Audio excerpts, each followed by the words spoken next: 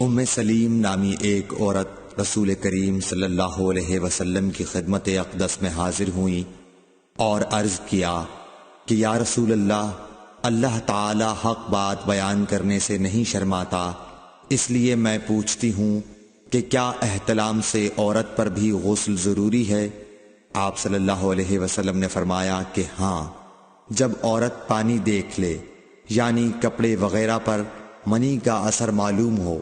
تو یہ سن کر حضرت ام سلمہ رضی اللہ عنہا نے شرم کی وجہ سے اپنا چہرہ چھپا لیا اور کہا، یا رسول اللہ، کیا عورت کو بھی احتلام ہوتا ہے؟